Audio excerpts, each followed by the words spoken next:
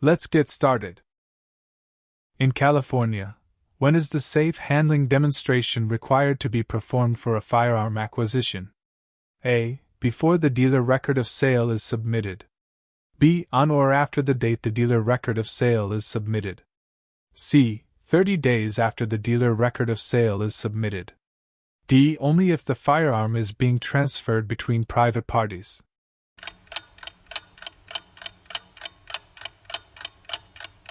Answer B. The safe handling demonstration must be performed in the presence of a DOJ certified instructor, on or after the date the dealer record of sale is submitted to the DOJ and before the firearm is delivered. Question 2. What is the purpose of a dummy round during the safe handling demonstration? A. To simulate the weight of a loaded firearm. B. To demonstrate the firearm's ability to eject a live round. C. To safely demonstrate firearm operation without live ammunition. D. To test the firearm's trigger pull.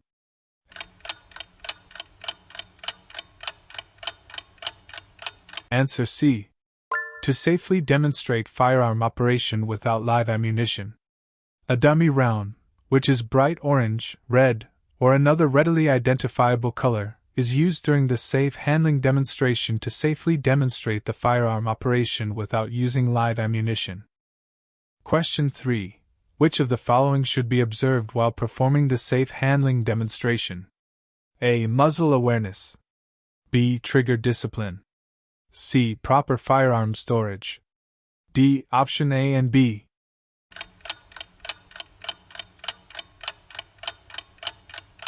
Answer D. Option A and B.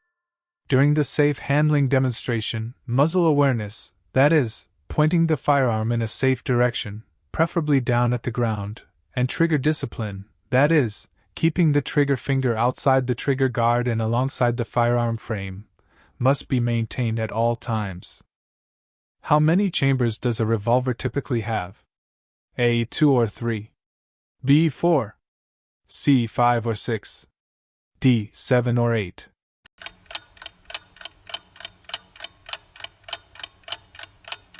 Answer C. 5 or 6.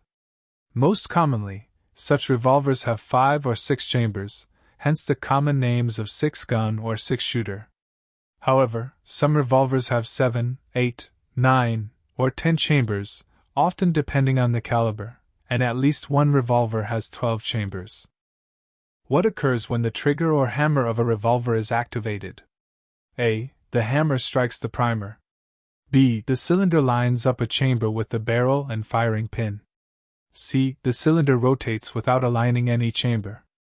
D. The firing pin retracts into the frame. Answer B. The cylinder lines up a chamber with the barrel and firing pin. Explanation. When the trigger or hammer of a revolver is activated, it causes the cylinder to rotate and line up a chamber with the barrel and firing pin. Which of the following statements is true about single-action and double-action revolvers? A. They have different numbers of chambers. B. They have different methods of loading and unloading. C. Their triggers perform different functions. D. They use different types of ammunition. Answer C. Their triggers perform different functions. The primary difference between single-action and double-action revolvers is the function of the trigger. On a single-action revolver, the trigger's only function is to release the hammer. On a double-action revolver, the trigger has 2 functions, to cock the hammer and to release it. When handling a double-action revolver, what is the correct way to ensure that the firearm is unloaded and safe? A. Remove the magazine and inspect the chamber. B. Open the cylinder and visually and physically inspect each chamber. C. Look down the barrel to check for any obstructions or rounds. D. Spin the cylinder and listen for the sound of ammunition.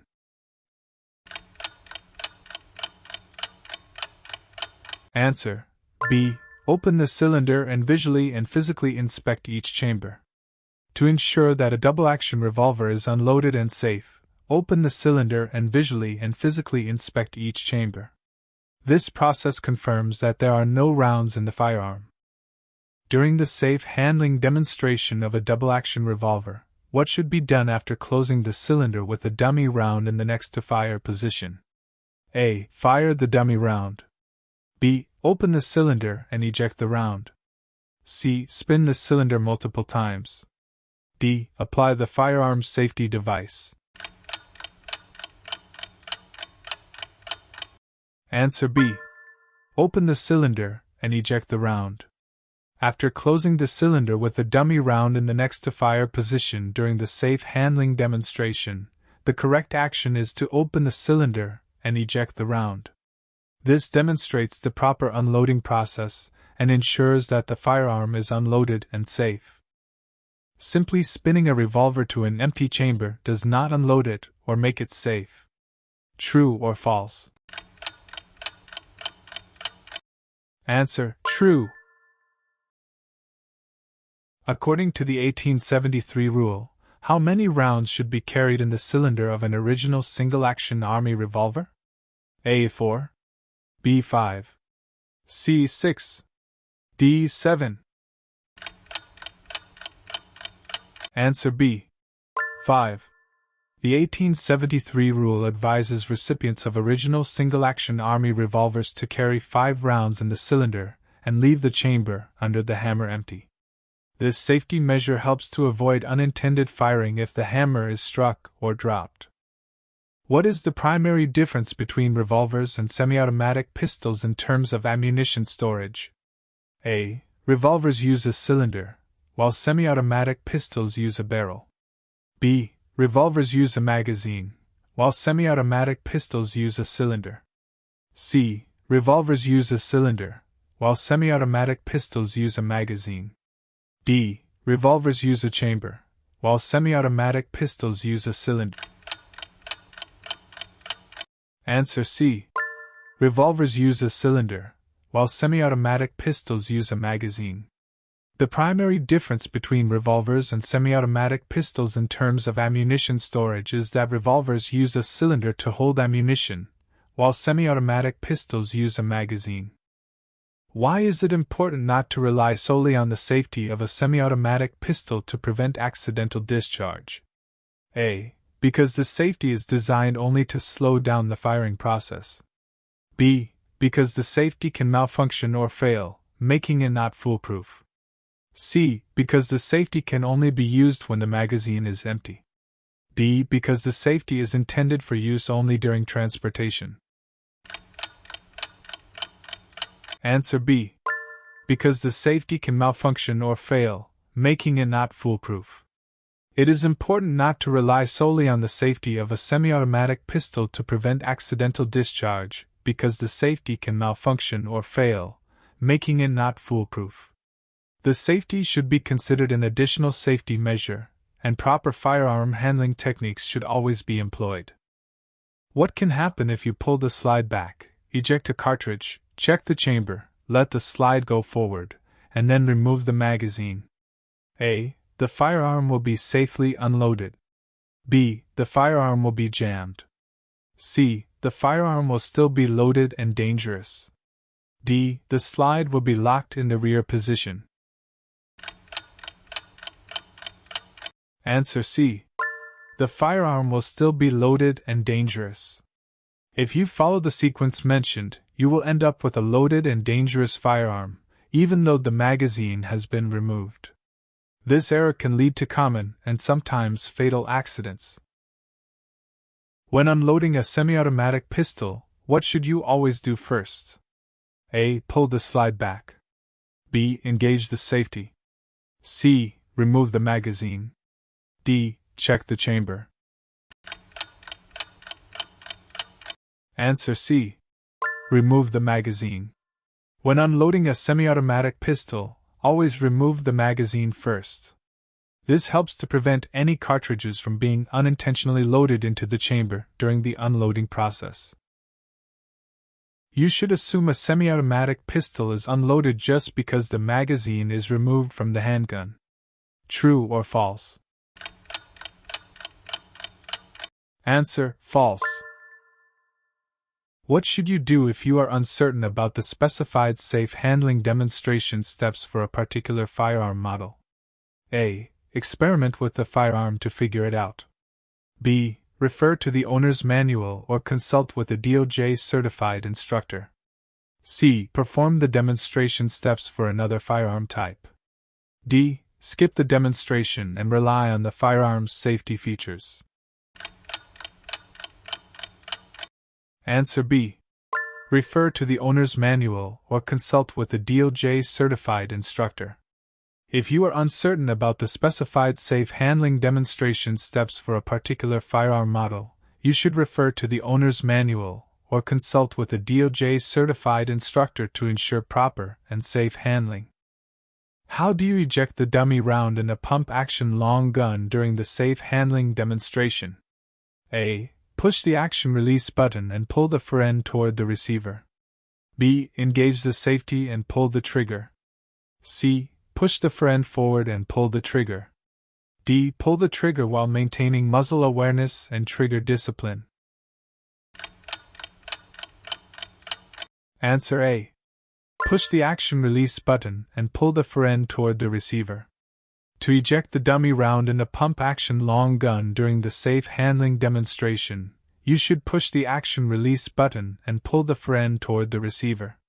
This action will cause the dummy round to extract from the chamber and be ejected through the ejection port. In a break-top long gun safe handling demonstration, what is the purpose of opening the breech? A. To visually and physically inspect the chamber or barrel. B. To engage the safety. C. To load a dummy round into a barrel. D. To remove the firearm's safety device. Answer A. To visually and physically inspect the chamber or barrel. Opening the breech in a break-top long gun safe handling demonstration allows for visual and physical inspection of the chamber or barrel, ensuring the firearm is unloaded before proceeding with the rest of the demonstration steps. What is the first step in a bolt-action long gun safe handling demonstration? A. Remove the firearm's safety device. B. Load a dummy round into the chamber or barrel. C. Visually and physically inspect the chamber or barrel. D. Close and lock the action. Answer C. Visually and physically inspect the chamber or barrel. The first step in a bolt-action long gun safe handling demonstration is to visually and physically inspect the chamber or barrel and internal magazine to ensure the long gun is unloaded.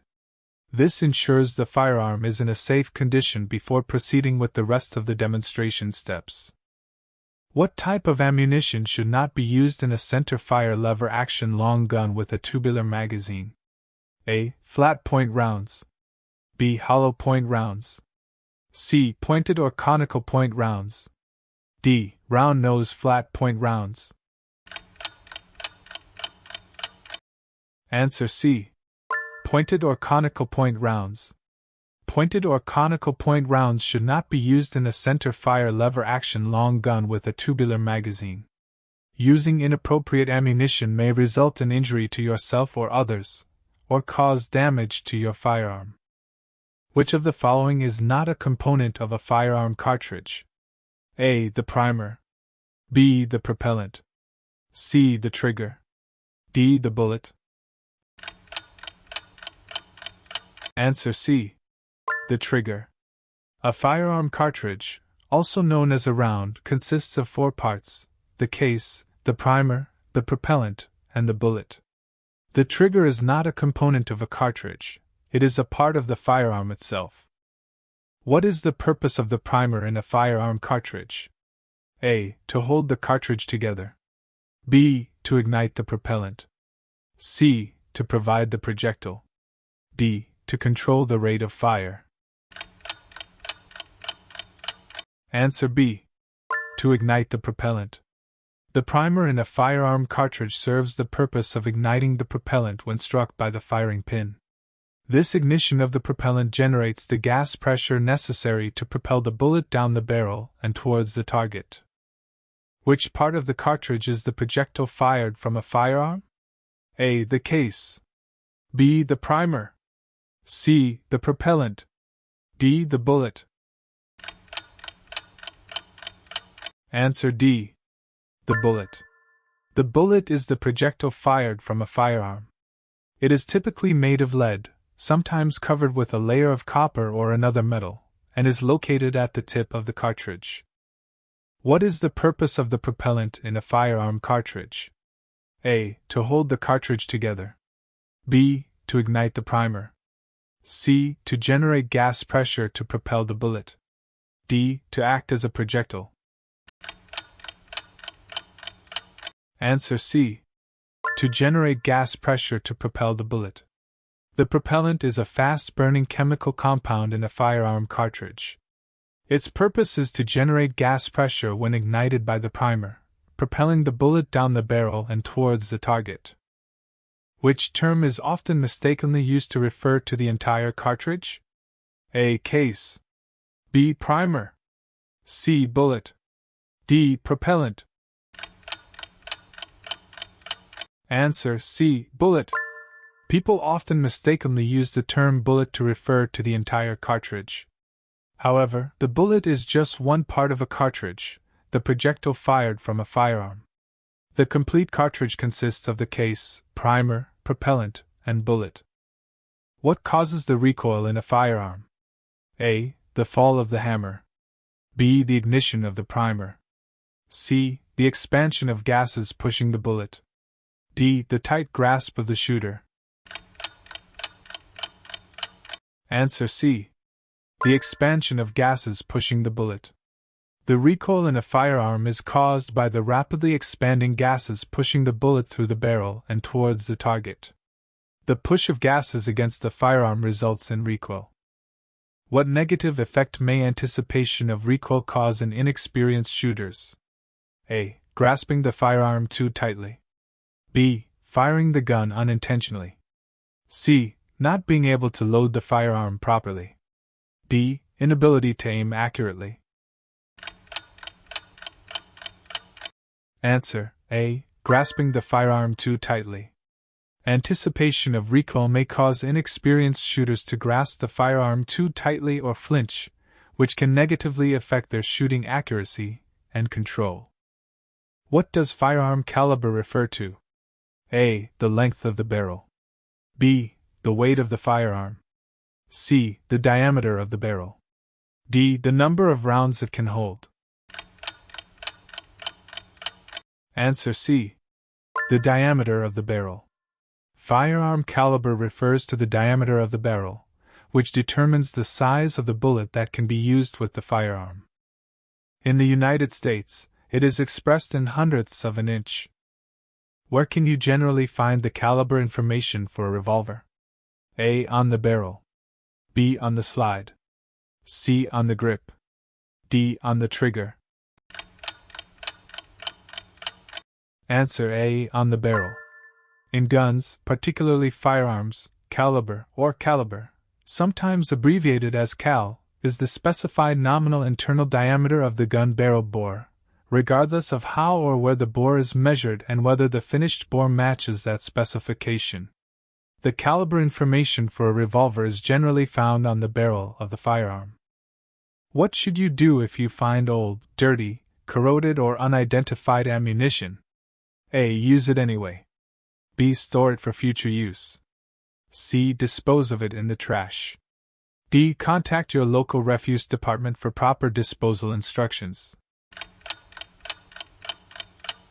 Answer D. Contact your local refuse department for proper disposal instructions. It is not safe to use old, dirty, corroded, or unidentified ammunition as it may cause malfunctions or explosions. Proper disposal should be done by contacting your local refuse department for instructions. Where should you purchase your ammunition from? A. A random individual. B. An authorized ammunition dealer. C. Online without verifying the seller. D. Any store that sells ammunition.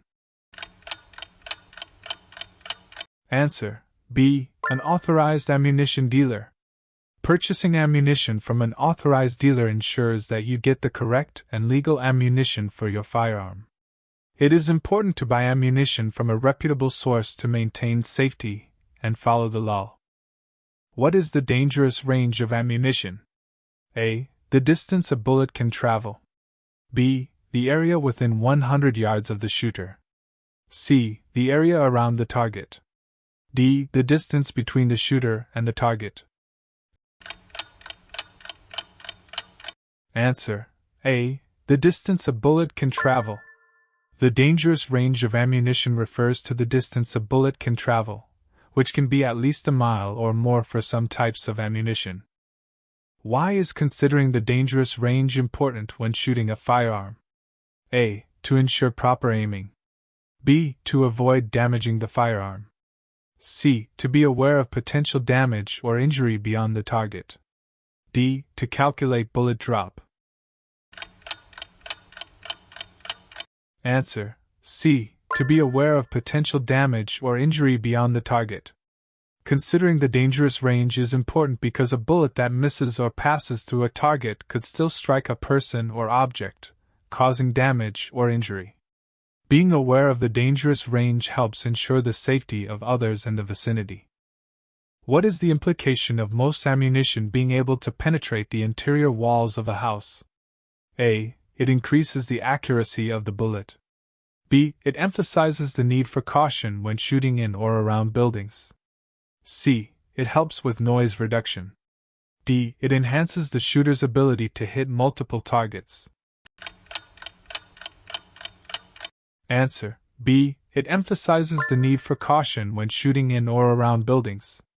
The fact that most ammunition can easily penetrate interior walls of a house highlights the need for extreme caution when shooting in or around buildings. This is because a bullet could travel through walls and potentially cause harm to people or property inside.